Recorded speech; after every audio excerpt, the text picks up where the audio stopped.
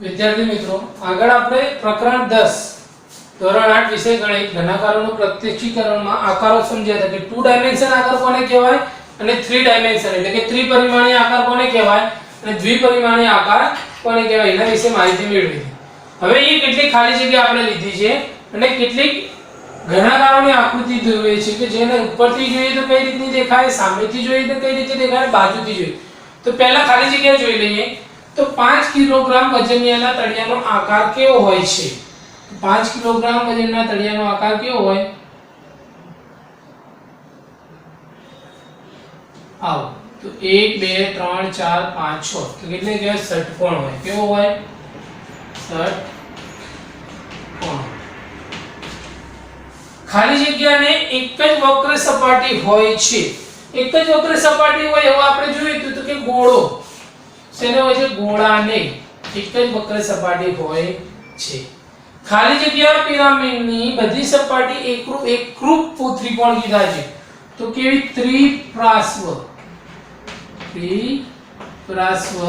પિરામિડની બધી સપાટી એટલે કે ત્રણે ત્રણ ત્રિકોણો કેવા હોય? સરખા હોય.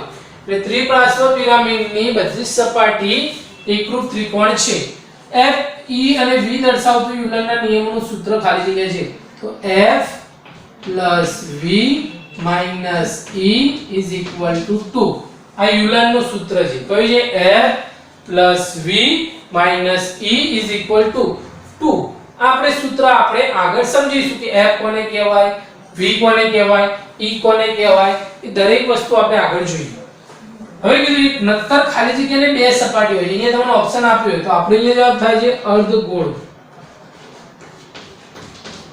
અર્ધગોળ હોય જે નક્કર વસ્તુ છે એને કેટલી સપાટી હોય? બે સપાટી હોય. ચતુષ્ફલકને ખાલી જગ્યા બાજુ હોય છે. ચતુષ્ફલકને કેટલી બાજુ હોય? 4. ચતુષ્ફલકની કેટલી બાજુ હોય? 4. હવે આકાર ઉપર આવી તો ઘનાકારને સામેથી, બાજુથી, ઉપરથી ઓળખી બતાવો. ચલો આ ભાગ આપણો કયો છે તો એકવાર સમજી લઈએ કે આમ આપણે જોઈએ તો આ ભાગ થાય ઉપરથી. કેવું થાય? ઉપરથી. આ બે બ્લોક દેખાય તો આપણો કયો થાય? સામેથી. અને આ બે બ્લોક દેખાય તો એ કયો થાય? બાજુથી.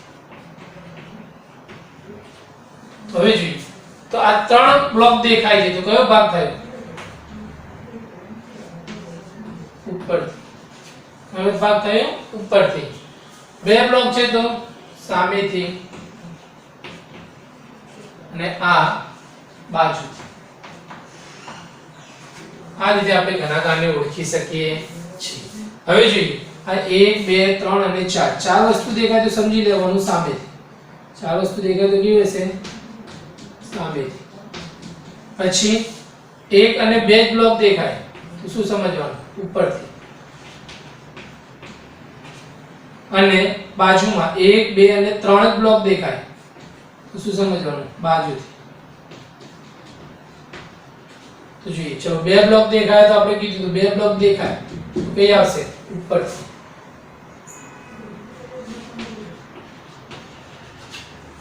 ત્રણ બ્લોક દેખાય 1 2 અને 3 તો કઈ આવે? બાજુથી. ક્યાંથી આવે? બાજુથી. અને 1 2 3 અને 4 બ્લોક દેખાય તો કઈ આવશે? સામેથી. તે આવશે સામેથી. હવે આમાં જોઈએ તો જ્યારે 1 2 અને 3 બ્લોક દેખાય છે 1 2 અને 3 તો કયું કહેવાય? સામેથી. પછી 1 2 3 અને 4 બોક્સ દેખાય તો ઉપરથી. અને 1 અને 2 બ્લોક દેખાય તો શું સમજવાનું? બાજુથી. જોઈએ બે બ્લોક આવ્યા તો શું કહેવાય? બાજુથી. પછી 3 બ્લોક આવ્યા તો 3 બ્લોક તો કયા આવશે? સામેથી. અને 1 2 3 અને 4 આવ્યા તો શું સમજવાનું? ઉપરથી. તો આ રીતે આપણે ઘનાકારોનું પ્રત્યક્ષીકરણ કરીએ છીએ કે ઘનાકાર ઉપરથી કેવો દેખાય, સામેથી કેવો દેખાય અને બાજુથી કેવો દેખાય. હવે પછી આપણે યુલરના સૂત્ર પરથી ઘનાકારોનું પ્રત્યક્ષીકરણ એટલે કે એની સાબિતી મેળવીશું કે ઘનાકારમાં યુલરનું સૂત્ર સાચું છે કે ખોટું.